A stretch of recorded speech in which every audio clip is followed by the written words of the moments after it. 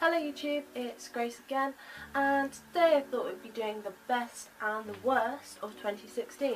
So the best books and the worst books for me of 2016. So this is all my personal opinion. Some of the worst books I'm probably going to end up rereading at some point anyway to see if my opinion changes at some point.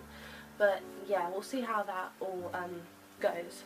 So I think I'll start with the worst book, so then we can end up on a high note of all the best books of 2016. So yeah. So the first book I have on my worst books is Pride, Prejudice and Zombies by Jane Austen and Seth Grahame-Smith.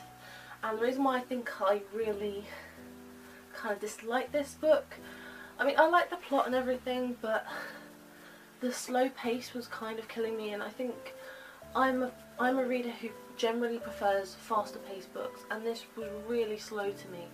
It took me I think a month to end up reading this book, maybe 3 weeks, something like that. It was a bit ridiculous.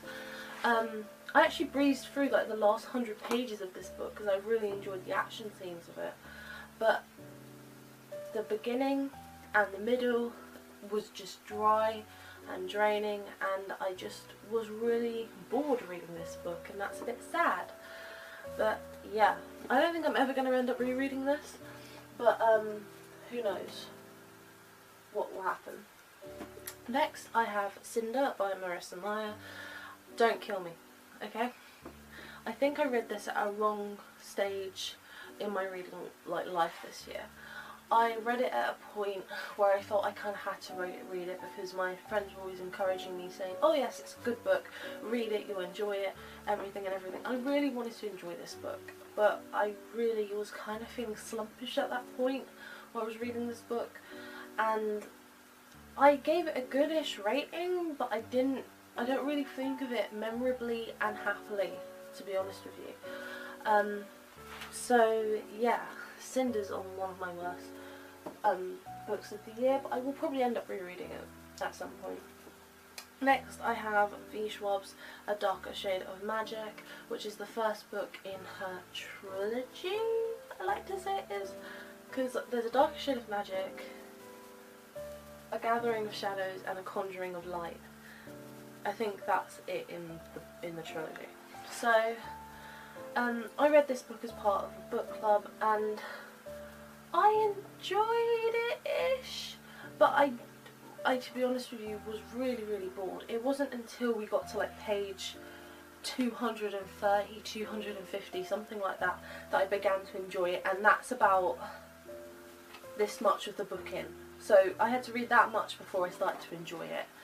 That's about 2/3 of the book, and yeah, the slow pace is kind of killing me because the world building that was necessary in this, it kind of felt like we were being forced with all the information and not necessarily like driven by plot, driven by character. It was just more driven by building the world first, establishing all the magic, the world and everything, and then moving on to the plot line. And I didn't enjoy that, to be honest. Like, that's not the sort of style of writing that I enjoy personally, but I'm willing to give the second book a try. I actually own the second book, and I should try it within like the next year or so. I'm not sure. We'll see how that goes. Next I have Matched by Ali Hondi. I was highly disappointed by this book, I'm not gonna lie. It had a very good premise to this, but I just really disliked it. I really disliked this whole basis. I think this is the only book I gave a 3-star to. I think so. And I think I may have meant that I was giving it like a 2.5 or something. Yeah, I just really disliked this book. I mean, it had a good sort of writing style, it's quick to read, it was easy, but I just felt that it was so incomplete. Like, I was always asking more and more questions, and then I asked people who had read the second book and the third book, did we find out information, and they were like, no, it doesn't happen, and I was just like, that's a bit disappointing. So I'm not even sure if I'm going to end up reading the second and third book to this trilogy. I may do, just to get the series under my belt, but like, will I enjoy it? I'm not even sure, because I didn't really enjoy the first book that much. Yeah. And the last two books are actually the first and second book of the trilogy.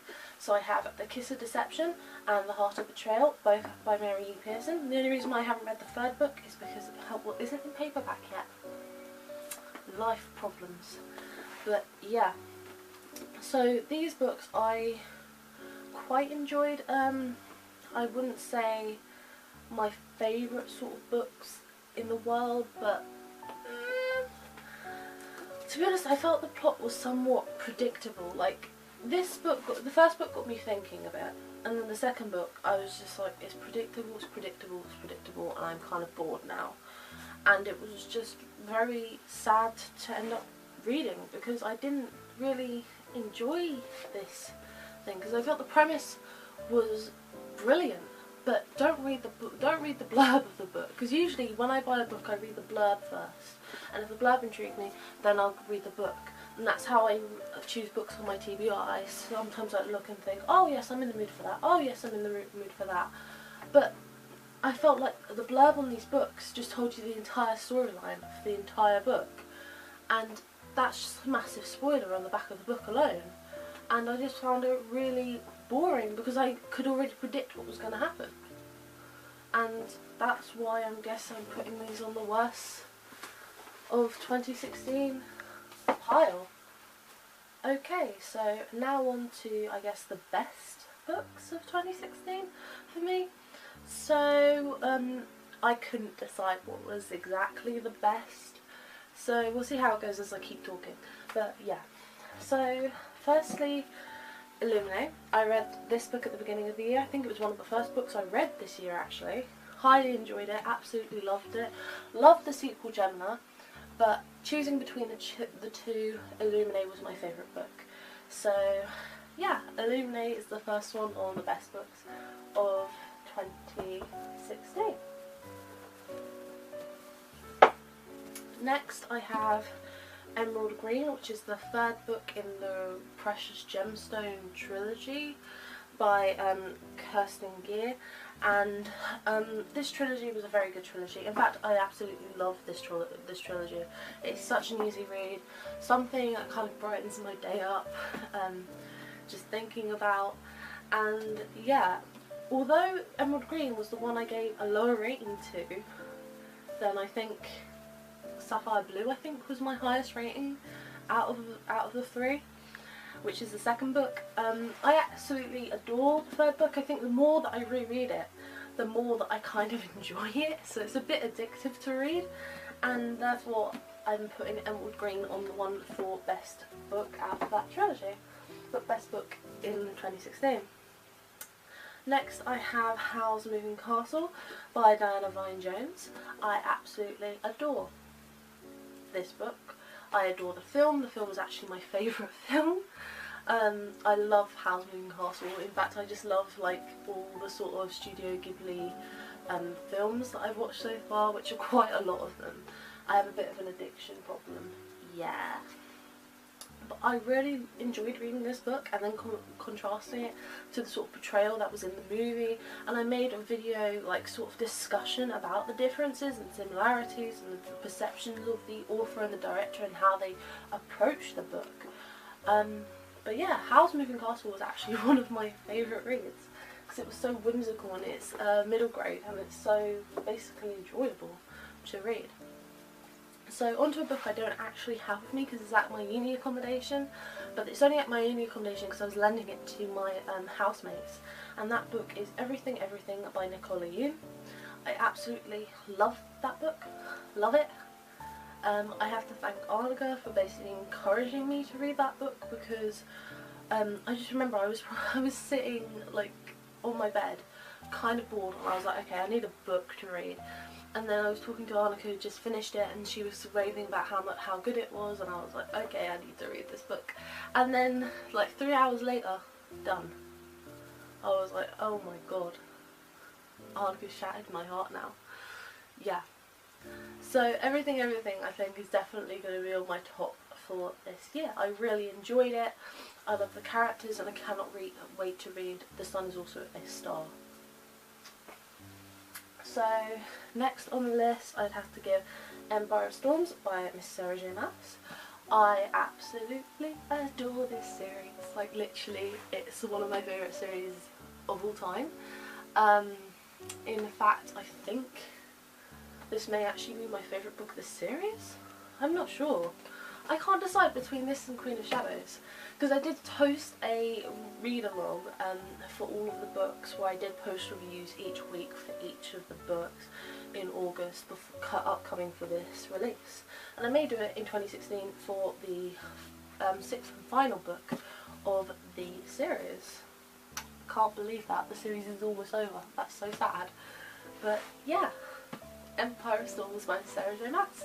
Absolutely love this book, and this may actually be my top book of the year. I'm not sure. Okay, so on to another book. Story that I don't own because I don't think it's even in physical copy, and that is Drak by Crestfallen Star, I think is the name of the author, and this story is actually on Wattpad. I really enjoyed this story. It's a basis sort of like a Chinese emperor with a concubine, and it's just really interesting, like how the author basically took the basis of, like, we're always trying to make the villains the good guys, but instead maybe we should embrace the villains for being the villains and allow them to be the bad guy necessarily, and you've got to accept them for what they are instead of trying to change them, because you're trying to change them proves that you may not necessarily actually care about them. That sort of basis sort of thing, and I really enjoyed that story. Can't recommend it enough. Wattpad, so it's free to read. It's been taken down a few times, I believe, but that's because people have been copying the author's ideas, which is very sad, but what can you do? But yeah, I really enjoyed that story, and I can't recommend it enough. And then finally, on this list, we have Shadow and Bone by Lee Bardugo. So I read the entire trilogy recently, and I still need to do reviews for them. I know. I'll get onto it at some point, but yeah. So Shadow and Bone, I really enjoyed this trilogy.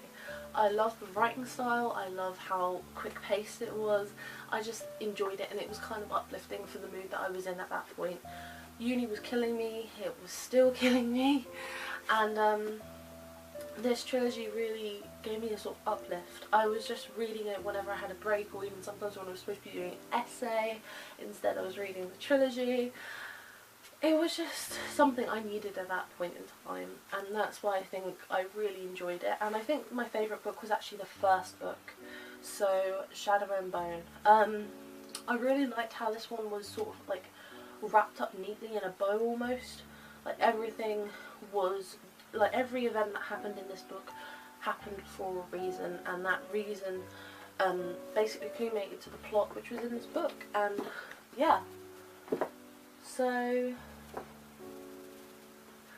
thank you very much for watching. This was my best and my worst books of 2016. Let me know down below what your favourite books of 2016 were, and maybe the books that you necessarily did not like this year. Yeah, I hope you've had a wonderful year thus far. To be honest with you, I can't wait until 2017 comes, because I just feel this year is a bit depressing. So yeah, filming this on the 30th, I cannot wait for 2 days time, literally. I can't wait for 2017. Hopefully it'll be a better year than this year has been in general. So I guess last thing to say is Happy New Year to all of you, and like the video if you've enjoyed, subscribe if you want to be notified for new videos, and I guess I will see you very soon with another video. So goodbye.